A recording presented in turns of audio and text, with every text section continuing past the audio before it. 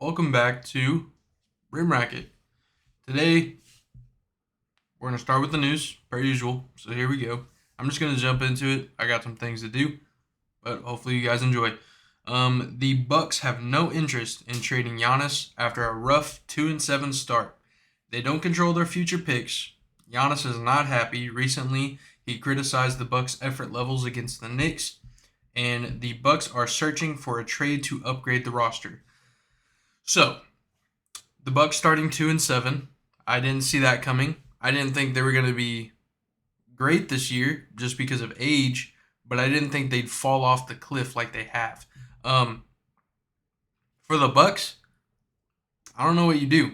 You either get this trade to go through for somebody who I don't even know who's available, Zach LaVine, but I don't know what the contract situations look like for Milwaukee. I don't know if they could take in a big contract or if they're just trying to get a glue guy. I don't know. I don't know how it's going to work. I don't know if it will work. Another scary thing for the Bucks is if you lose Giannis, you're toast. Blow it. If you lose Giannis, you blow it up. You trade. You got to get picks because like I said, they don't own their picks. So if you lose Giannis, bro, trade Dame or Chris Middleton or whoever to try to go get your picks back. You have young players you could trade for the picks potentially, but it's a scary sight down there in Milwaukee. Because if Giannis wants out, I don't see why they wouldn't let him out. He's been loyal the whole time he's been in Milwaukee. He's been vocal. He's been a leader. He's been everything you could want. And I think if he requests a trade, Milwaukee will, they'll accept it. It's not the right word, but they'll agree upon it. Like, oh, this guy has done everything for us. Um, you know, something like that. Next up, Zion has missed 3 of the Pelicans' last 4 games due to 3 different injuries: a right hamstring tightness, right right thigh soreness, and left hamstring tightness. The Pelicans are currently 3-7. I was super excited for Zion this season. I thought, he lost weight. He's always been a dominant force. I love Zion's game. I thought, with DeJounte Murray coming in and all these moves and stuff, I thought it was going to be a great season for Zion. But then they lose DeJounte Murray, and now Zion is still not healthy. And I don't know what to do because, well, I don't have to do anything. I don't know what the Pelicans need to do because Zion is a force of nature. He's a great player, but his availability isn't there. The greatest availability, the greatest, what is it? The greatest asset is availability. Is that what it is? Something like that. Some quote like that. And Zion doesn't have it right now. I hope that in the future first of all, right hamstring tightness, right thigh soreness, and left hamstring tightness. What is bro doing? What is he doing? What is he doing? You know? He's does he only do leg day or is there something else that he's been doing? Never mind. Damn, karma. All right. Anyways, I hope Zion gets better. I want him to come back. I want him to have a healthy season. I hope this is the last and only injury he ever gets in his entire career because I like watching Zion play. But the Pelicans, do they let it coast and hope that all these guys come back healthy? They still have Brandon Ingram, or since they don't want Brandon Ingram, which they might want him now. I don't know if tides have shifted and oh yeah, Brandon Ingram's a good player, But if they still don't want him, is now the time to make some moves? Since you guys are 3-7, 2 of your best players are injured, what do you do? I know that it's the beginning of the season, so this is obviously like an overreaction, but if you get, I don't know, I'd say if you get towards the end of December and you're still riddled with injuries and you are not making way at all, You gotta look at stuff, man. You gotta look at stuff. The 76ers are open to trading 2 first-round picks and 3 swaps to help get more talent. They are 1-7. So I don't know what's going on with these teams that were like supposed to be good that are just not good. Um, the 76ers have been without Joel Embiid, so that's, something. But 1-7 is crazy. 1-7 is crazy work. The Bucks, they've had Giannis and Dame, and they're 2-7. Like, they either need help or it's time to go. And the Pelicans, everybody's injured. So, the Pelicans, it's not really their fault. But the 76ers, yeah, if you guys are going to go for it, because you've got Paul George on a 4-year max, you've got Tyrese Maxey, you've got Joel Embiid, you have Kelly Oubre, like, they have a decent team. Like, the roster is good. It's just not correlating right now on the court. But if you go get another piece, and again, same thing with the Bucks, I don't know what they could get, who they could get, when they could get it. But hopefully they do, for 76ers fans' sake and for basketball's sake, because, again, I'm a Warriors fan, but I'm a basketball fan first. I just love good basketball. So hopefully the 76ers pull together to make this season more exciting. The Lakers have interest in Brook Lopez. I don't know how it's going to work. I didn't look into it. I just saw the tagline and put it in my notes. So for you Lakers fans, if you didn't know, you guys are interested in Brook Lopez. The story of the day, I'm not doing a Fliff thing because there's like 4 games on today. But I will say I did just win $75 last night off of some bets. Just saying.